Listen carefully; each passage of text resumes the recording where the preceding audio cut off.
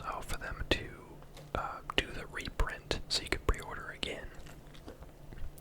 And when they finally did, they had an issue where there was some sort of printing issue, so even though I had ordered a copy, it took like 2 months longer than it was supposed to ship to me. So anyway, it's been it's been a wild ride. That's what happens when you try to get something like right the second after it's made, instead of just waiting until it shows up in stores like a normal person. So I'm under the assumption this is much more accessible to buy for the general public now. But then again, who knows? Maybe it's sold out a second time and it's impossible to get. I actually haven't looked, but I bought 2 copies of it, one for myself and then one for my younger brothers for Christmas. And it didn't arrive until like last week, which is the end of January. But, you know, you gotta wait for the good stuff. So, I have not done any board game related content on this channel for a long time, and I've actually never done Stardew Valley related content on this channel before, ever. I have talked about Stardew Valley before as a game that I very much love. So this might seem kind of random to some people, but depending on how much attention you've been paying, this might not be a surprise at all. So, we're just going to take a quick look through it, and by quick I mean it'll take a little while, because nothing's ever quick in an ASMR video. And I'll just kind of show you the components and maybe talk a little bit about it. And I played it only one time through. I wanted to play it the first time with someone who was experienced in Stardew Valley, at least familiar enough with the content, because I wanted my first impression to be not bogged down by someone who didn't get the charm of it. So I played it with my brother, who knows a lot about Stardew Valley, and we both had a blast playing it. So I got the first impression out of the way. So now what I want to do is play it with someone who has no idea about Stardew Valley and see if they still enjoy the game. You know, how much of the enjoyment is just all the little Easter eggs and references, and the fact that this is pretty much just a physical embodiment of a game I already like. So how much of it is just my own charm? How biased am I is what I want to know. Unfortunately, this is a very big board, so I'm going to have to probably put this down and put everything else on top of it. Although, actually, let me just... Okay.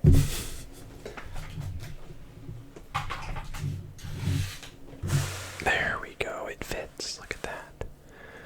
Okay, so we don't need to go too crazy looking at the board itself. If you played Stardew Valley, you know the layout of the town and what everything is, and I want to really give props to probably the most impressive thing about this game is that they incorporate just about everything in the original game into mechanics that not only work but make sense, or rather not only make sense but work.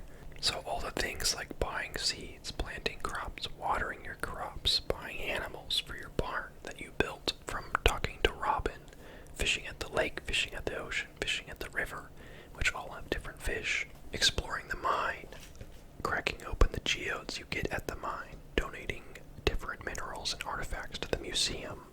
You know, it's like making friends. You can even get married in this game, just like in the main game, but it's actually a really hard thing to do in this game, because there's really only one mermaid's pendant, which is what you need to propose to someone, and you have to use a certain amount of luck to get it. So, but that is in the game as well. Collecting from animals, foraging mushrooms and different forage bowls, chopping down trees, like bro.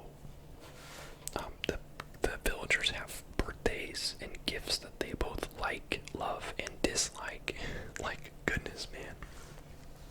You have your tools. You can upgrade your tools. Like, if you're familiar with Stardew Valley, you've pretty much heard me list every part of the game by now. Oh, even more than that, there's different levels of the mine and a reward when you hit the bottom. There's a community center with all 6 rooms that you're trying to complete bundles for. There's goals that you gotta complete for your grandpa by the end of the game.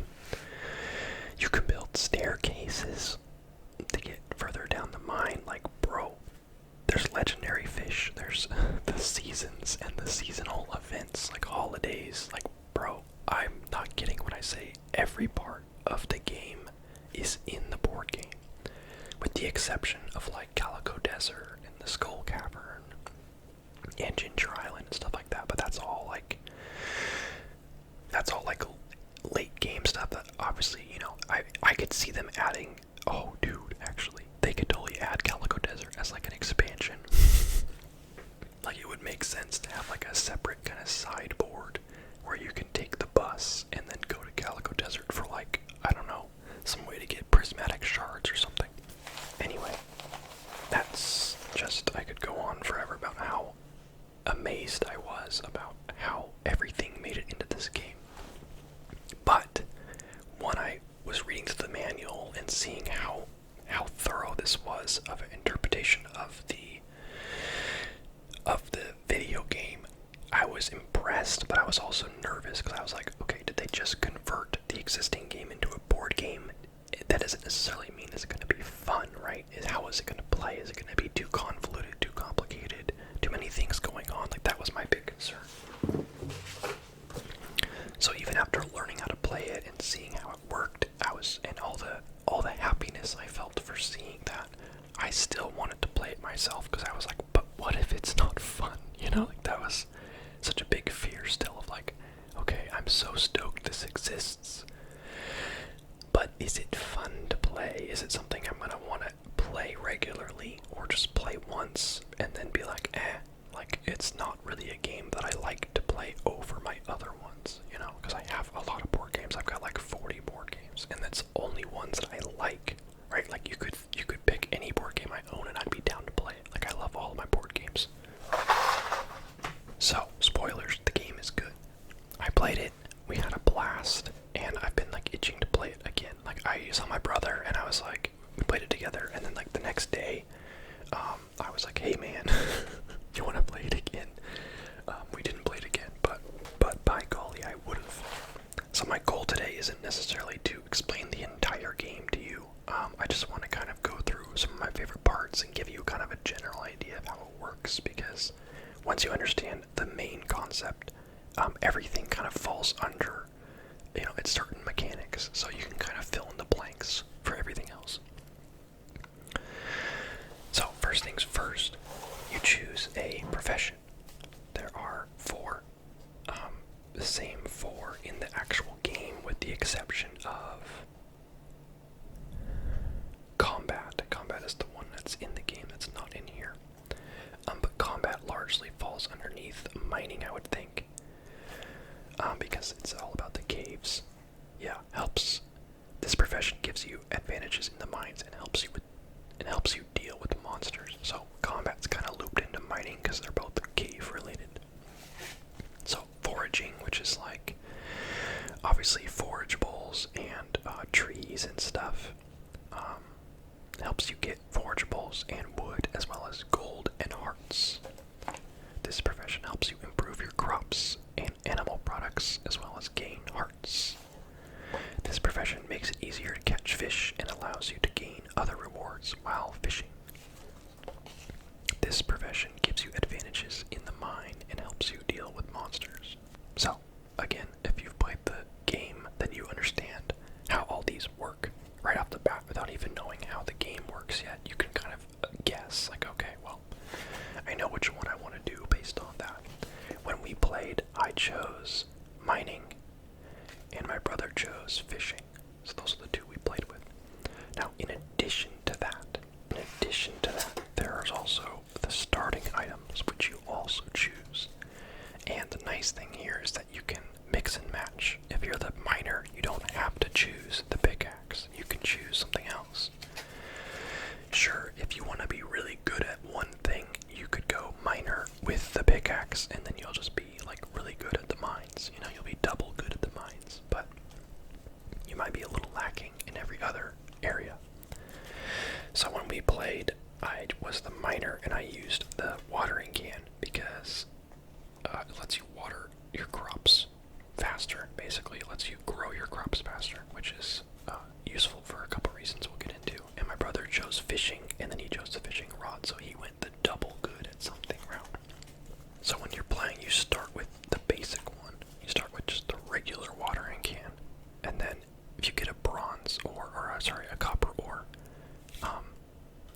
then you can upgrade it to a copper watering can, and then when you get a iron ore, you can upgrade it to the iron, gold for gold, and if you can manage to get some iridium ore, you can upgrade it to the iridium watering can.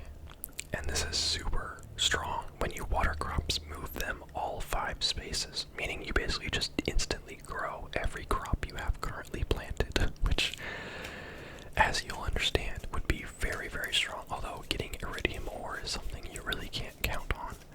You can share items between each other. So say if you had someone who was double good at mining, they could get an iridium ore and then give it to you. But if you're using the watering can, you probably aren't going to get to the bottom of the mines to get iridium ore. Or geodes to crack open for that. So anyway, I like how that works. I like that they even incorporated upgrading your tools, and I like that you're not tied to one specific role. You can kind of mix and match, or you can tie yourself to one specific role if you want to. And I should say that doesn't mean you can only do that thing. It just means that you'll be just kind of average at everything else. So you pick your profession, and you pick your starting tool, and the fishing rods, you actually upgrade those with gold. All the rest of them you need ore, but the rod is gold. Just like in the game, oh my goodness, because you buy the rods. Because I'm covering up the map, there's going to be some things I can't really show you. But let me see if I can clear some room here. This deck is full of just things that can happen. There's, in a day, it'll say, draw from the event deck and then do whatever it says.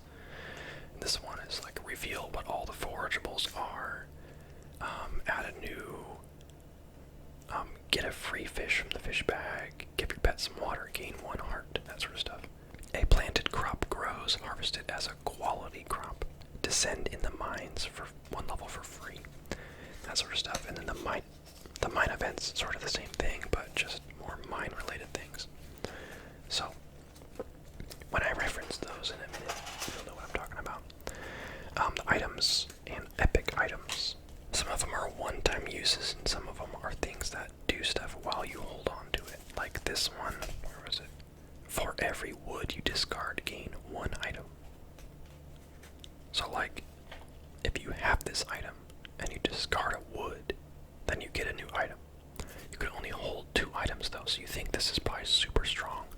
But since this is taking up 1 of your item slots, you basically can just infinitely retry for a good second item every time you get wood. But lots of them are like, hey, discard this to do this. So they're kind of like one-time use things. But epic items are much harder to get. There's a few guaranteed ways to get them, but there's a few like chances to get them. There's the mermaid's pendant that you need to marry someone. And then a bunch of other ones, which I don't really want to spoil for myself, but all sorts of really strong items, all from the game. You can see the gold clock, Junimo hut, copper pan, crystallarium, greenhouse, minecart, like it's all from the game. The objective of the game is to complete all 6 rooms in the community center at the top there, just like in the game. So you're trying to complete the community center. And each room has several objectives that you'll draw from. So, each game you might have a different objective for the crafts room, for instance. This one would be summer forageables equal to the number of players. So if you're playing with 4 people, you would need 4 summer forageables to complete this bundle. This is kind of bonus info, not super important, but at the end of each season, you get to draw a profession upgrade. So for whatever profession you chose, so you actually draw 2, and then you pick whichever one you like. So jade ring, emerald ring. When opening geodes, roll 3 dice and choose 1 for your result. When you gain ore while mining, you may choose to gain any type. That's actually really, really strong. You could mine a copper ore and be like, I think that's iridium. really strong to get. So, you can upgrade your profession as the game goes on. Again, only being able to hold 2, so after a while you'll be swapping upgrades out. If you get one that you like better than one that you have, you'd have to get rid of that one. So let's look at the actions on the board, shall we? I'm covering up river fishing underneath the box, so just remember there's a fishing spot over there. So, on your turn, you can place yourself anywhere on the board and do 2 actions. So, for instance, I might want to go here.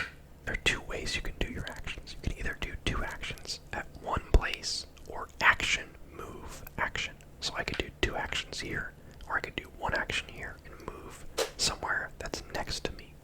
So in this case, I'd want to spend 1 action here to buy seeds from Pierre. At which point I could buy whatever seeds I want from this container over here for 1 coin each, and then move. And when you buy the seeds, they automatically plant. That's not an action. Once you buy them, they get planted. And then on my next action, I could water the crops. So I realize this is going to be kind of far away from the camera, but I think you can at least tell there are 5 squares here, labeled 1, 2, 3, 4, 5. So how the crops work is, say I bought the strawberry, 1 coin to buy. This is how much it sells for. This is how much water it needs to grow. So I buy the strawberry for 1 and place it on the 4 space. You see that? Now let's say I bought a parsnip as well. It's 2 water to grow. Goes on the 2 spot. I bought the seeds from Pierre, planted them, moved, and now I'm watering. Provided I don't have an upgraded watering can, I can only do 1 watering. So I move all of them to the right by 1. When a crop is grown, it's when it goes off the edge there. So if I watered again, say on my next turn, the parsnip is now grown. It goes into my inventory, and then I could then choose to sell it from there. That would be my 2 actions. So you can see that certain areas have multiple things you can do there. So at this location, I could spend 1 action buying seeds, and then 1 action making friends. So you're not tied to doing that action twice. You can do any of the ones at that location. So I could explore the mine and then fish, for example. So that's how crops work. Making friends works very interestingly. This was something I was very curious about. I was like, how are they going to implement the friendship thing to this game? And let me tell you, they did it.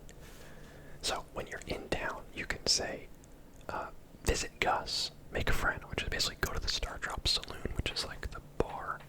And so you make a friend while you're there. Although, it doesn't really say you go to the bar, it just says visit Gus.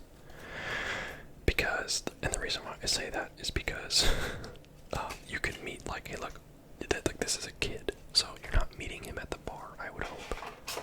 But then again, there's no law enforcement character in Stardew Valley, so I mean, I guess maybe kids can go to the bar, who knows? So when you go to visit Gus and you make a friend, you flip over the top villager, and you basically have an opportunity to befriend them. And the way that you befriend someone is by giving them a gift, just like in real life. Wow. I should have explained the seasons first, honestly. I should have done that first, because I feel like everything goes through what season it is. But if you've played Stardew Valley and you've been alive on Earth, you know that there are seasons and you move through them. So throughout the game, you play through 16 days, and every 4 days is one of the seasons. So 4 days for spring, 4 days for summer, 4 days for fall, 4 days for winter, and the game's over. In that order. So in the first 4 days of the game, it's spring. So if you make friends with Lewis during spring, his birthday is in spring. You can see that. Spring birthday. And you can see on the left here, the things he loves. This means crops. So if you give him any crop, you will love it, which means you get 2 hearts instead of 1. And if it's also his birthday, you get an additional heart, which means you would get 3 hearts from giving him a crop in spring. Now you can give him basically anything except for junk like rocks or, actual garbage. You can't give the those to anyone. You can give anyone anything for 1 heart, even if it's not loved. You can still give it to them for 1 heart, but anything that they dislike, you cannot give them. So if I drew Lewis and I only had like garbage and like ore or geodes or animal products, I would have to discard him because I have nothing I can give him that he likes. So I would not make him as a friend. But ideal scenario, that parsnip we grew earlier, I have it in my inventory. I discard it by giving it to him, and I get to hold him near my board now. And this is obvious, but you would not be playing the game on the game board. You'd be playing around the edges of the game board, but obviously I don't have space for that. So he's now next to my board here, and you can make seemingly infinite friends. Obviously there's only so many actions in the game, and there's not really a benefit from making a ton of friends, but you can have multiple friends. So let me jump into the seasons really quick before we go any further, because I feel like this is important. When you're playing the game, you will be taking out 4 for each season to make up the year deck. I would say, okay, last season of spring, I would just grab 4, shuffle out, grab 4, put it on top of that, right? That's our spring deck. Like that. I would do the same for summer, and then fall, and then winter. So you'd have 4 for spring, and then the end of spring card. Then you'd have 4 for summer, and the end of summer card, and so forth. So you'd have 20 cards. 4 cards for each season, plus each season's end of season card. So 16 days, and then the end of season kind of recap. So how that works is you'd have your pile of cards here, which would be, like I said, all 4 seasons mixed together. Right now it's just all spring, but you know what I'm saying. So you'd flip over the top one, and you'd see what it says, and you'd say, okay, here's what's happening today. And there's a little cheat sheet right here of what these all mean. Cat, the pet wanders, meaning whoever was the starting player has to give up their starting player token and give it to someone else so that that person starts the turn instead of them. Gift icon. Trigger gift abilities. This is a good time to talk about this because that's what we just got from this. That means that any friends you have, they have this perk on them, something that they can do whenever the gift icon is on the day. So in this instance, if I was friends with Lewis and I got this icon, which seems to be fairly common, I can choose one of my friends' actions to do for free. And Lewis's is reveal a bundle. If you have multiple friends, you can only do one of their gift actions every time this is drawn, although there was one turn where it had 2 gift icons, so we were able to choose 2 different ones. So that was cool. So he can reveal a bundle. So having more friends kind of gives you more options of what you can do. Kind of useful. And then Joja. You'd draw one of these Joja tiles, and it basically has a negative effect to happen on the board. So this would go over by the farm. When you take the water action, only move 1 crop tile. So when you're watering, you couldn't slide the strawberry and the parsnip down. You'd have to choose one. So this is kind of a negative effect. You can remove it by spending 5 gold or 1 heart to get rid of it. So it kind of sits there on the board until someone can clear it off. It's Joja breaking something around town. The last one is the shipping bin. It means that you can trade or sell resources at the end of your turn without having to go to town. So if you wanted to sell in the middle of a turn, you'd have to go to town and sell things to Pierre. But if this icon is present at the end of the turn, you can just sell things kind of like to the bank. Just like in the game, oh my goodness. So every day is a little bit different. This day could be the next day. You got the green crow. So like I said, any crops below the green line here would be discarded, of which 1, 2, and 3 are below the green line. This is draw an event card, that green deck of cards we showed earlier, and then shipping bin as well. Something I really like is that amidst all the different days, there are the holidays, just like in the main game. Why are these all upside down? So there's the flower dance. Each player with a friend gains 1 heart token. I think that's the, oh no, egg festival. Each player rolls an animal die. For each chicken rolled, gain 5 gold. Nice. So like little bonus days that might find their way into your season deck. Although I think we had bad luck with, I think the second day of spring when we played was flower dance in it. So it's each player with a friend gains a heart, but we had only taken 1 turn and we hadn't made any friends yet, so we got nothing out of that one. And then at the end of the season, once you've done 4 spring days, you would draw your spring has ended, which is just kind of a reminder of what to do. And that is take all the spring trees and forageables off the board and replace them with the summer ones, because summer's next. And then everyone gets to draw 2 profession upgrades and pick one. And then you draw the next season card, which would be the summer ones. So, each day kind of has its own things that are happening that might affect what you're going to do that turn. Let's look at Grandpa's goals here. So for the game, you draw for Grandpa's goals, and these are your other game objectives.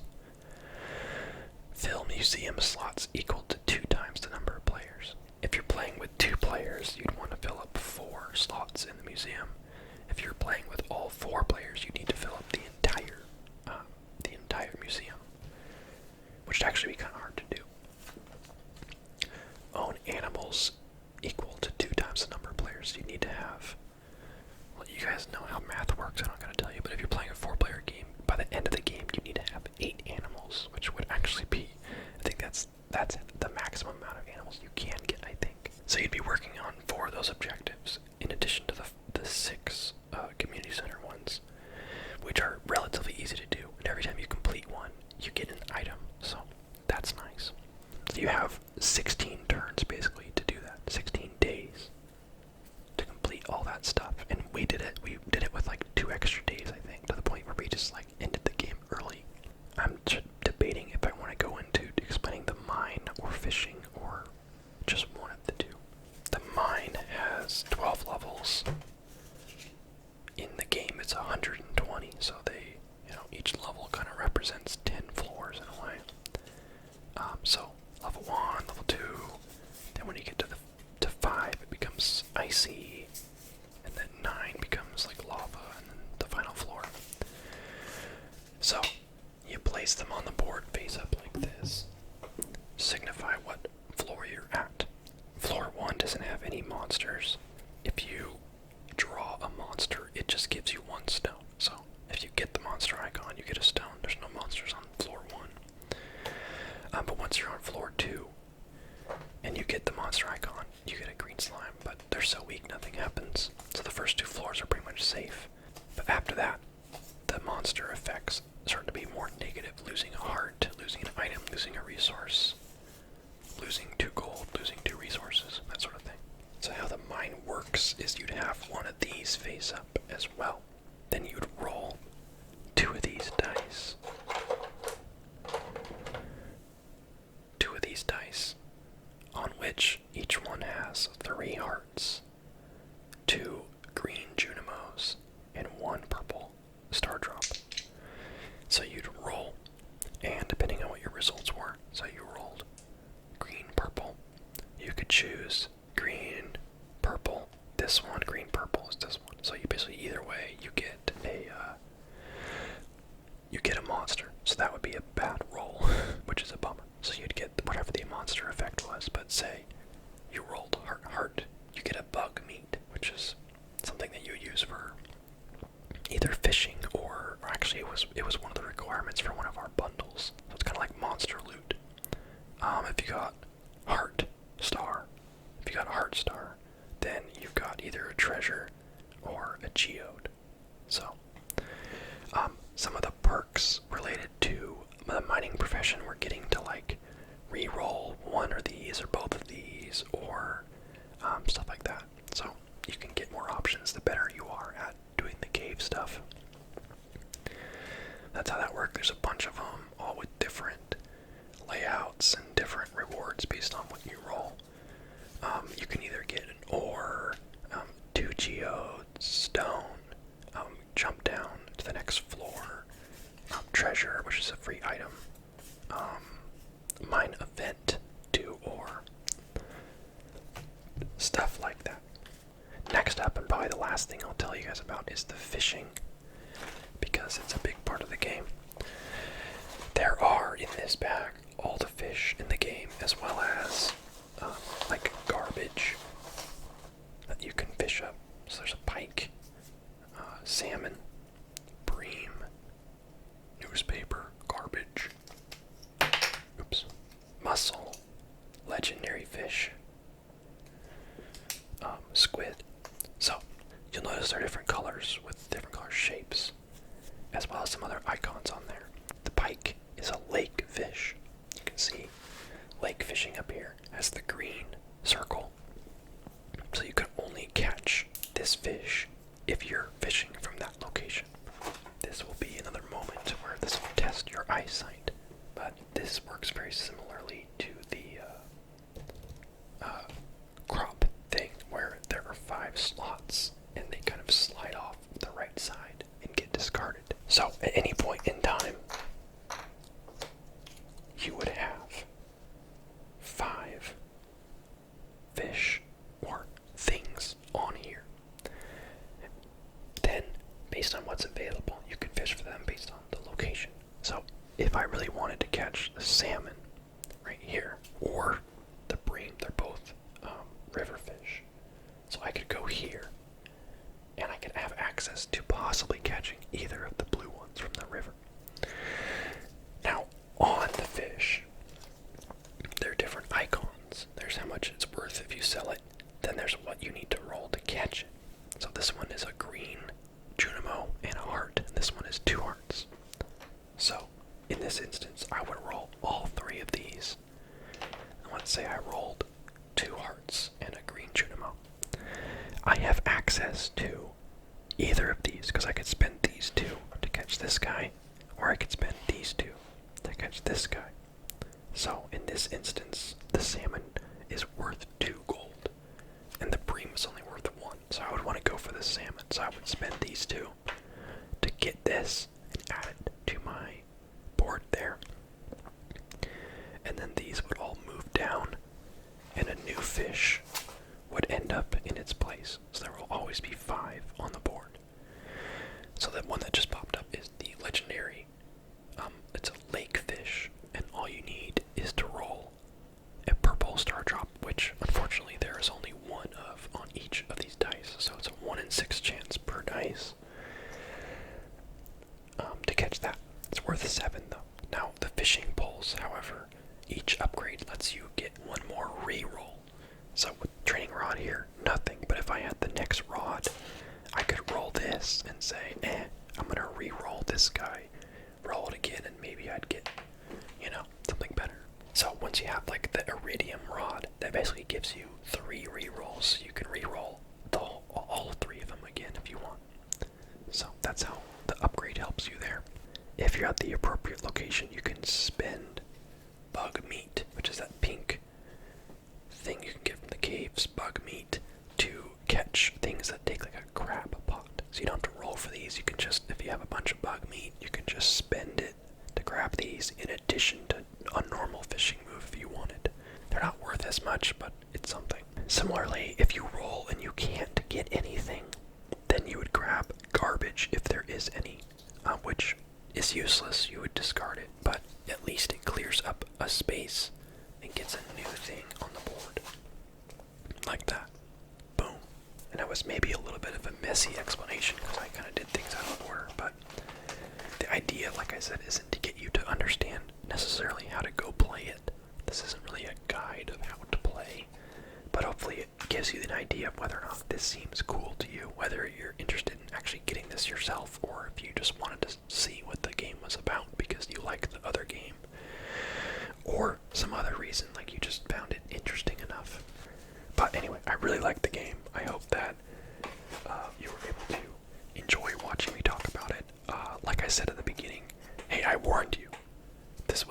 be a good explanation of how to play. This is just gonna be kind of an overall look of what the game entails, although I ended up explaining almost everything, so I kind of wish I had just taken it more as a guide.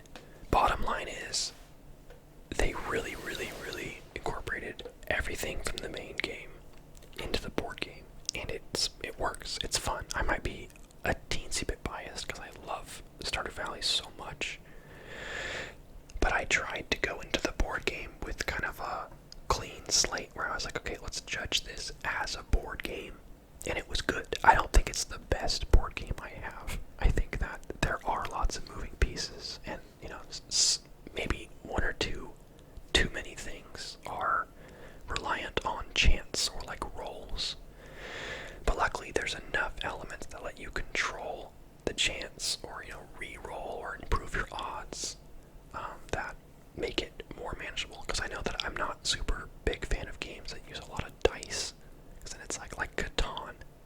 Catan's a great game in a way. It's what got me into board games initially, but I have a really hard time playing it now because I have a wider perspective of, wow, this game is just reliant on what numbers you get, and then if those numbers get rolled, which sometimes you might have great numbers and they just never get rolled because chance, and you're just going to have a horrible time and there's nothing you can do about it.